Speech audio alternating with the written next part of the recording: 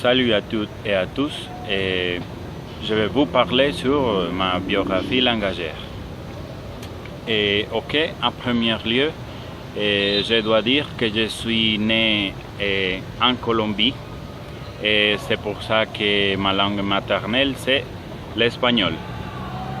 Et des autres langues que j'ai apprises, ce sont l'anglais et le français.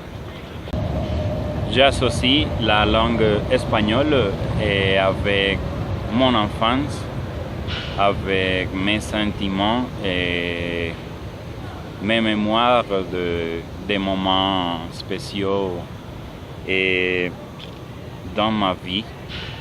Et j'associe aussi cette langue à ma famille et à ma ville natale. J'associe la langue anglaise avec les jeux vidéo, la technologie, la statue de la liberté, Disney World. J'associe la langue française avec l'élégance et la bonne cuisine et l'amour, bien sûr, la Tour Eiffel, et aussi avec un bon modèle de société, un bon modèle de pays. Et j'ai eu les premiers contacts avec l'anglais quand j'ai étudié dans les jardins. Et les gens et ma famille ont été impressionnés parce que je savais beaucoup de vocabulaire en anglais. Et les gens disaient « Ah, regarde cet enfant, comment il parle l'anglais ?» Et donc, ils commençaient à me poser des questions. Par exemple, comment ça se dit père, comment ça se dit oncle, comment ça se dit telle couleur. Et après cela, je suis entré à l'école primaire et école secondaire. Et éducation publique, bien évidemment, le niveau d'anglais a baissé considérablement. Et comme j'ai déjà dit, quand j'étais adolescent, je regardais que les jeux vidéo étaient en langue anglaise. Donc, je voulais apprendre l'anglais parce que je croyais que ça serait une façon de maîtriser les jeux vidéo. Et depuis, quand j'ai étudié l'anglais les samedis, j'ai commencé à changer l'image que j'avais des professeurs de langues étrangères. Et c'était dans ce moment où j'ai commencé à penser que j'aimerais étudier cette carrière. Et j'ai commencé à apprendre l'anglais sérieusement dans un institut quand j'avais 15 ans. Parce que mon père disait que apprendre l'anglais allait être important pour ma vie professionnelle. Et donc pendant que j'étais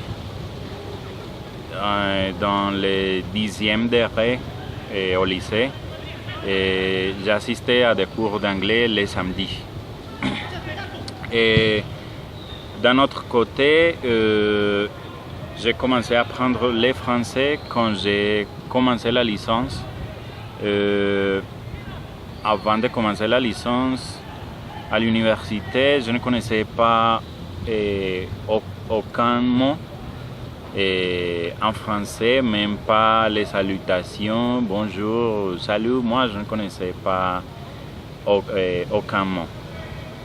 Mais ce n'a pas été une obligation ou une situation tragédique. Parce que moi, je suis tombé amoureux de cette langue depuis les premiers contacts.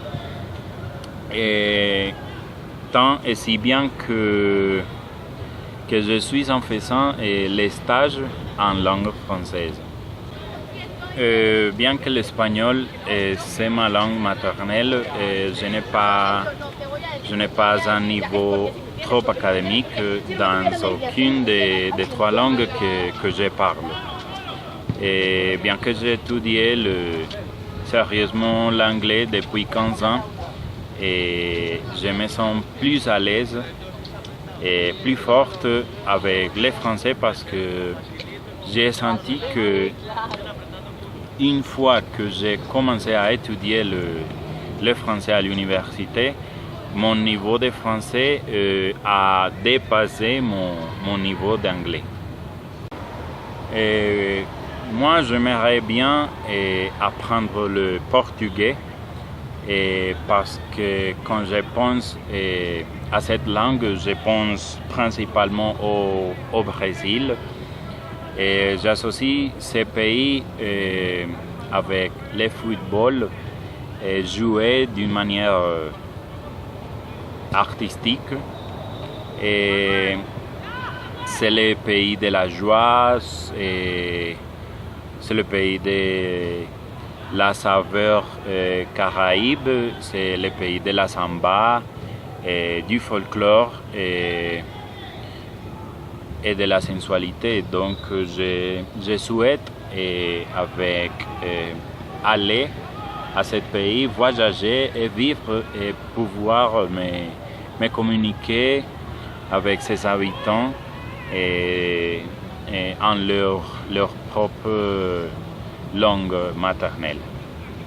Merci, au revoir.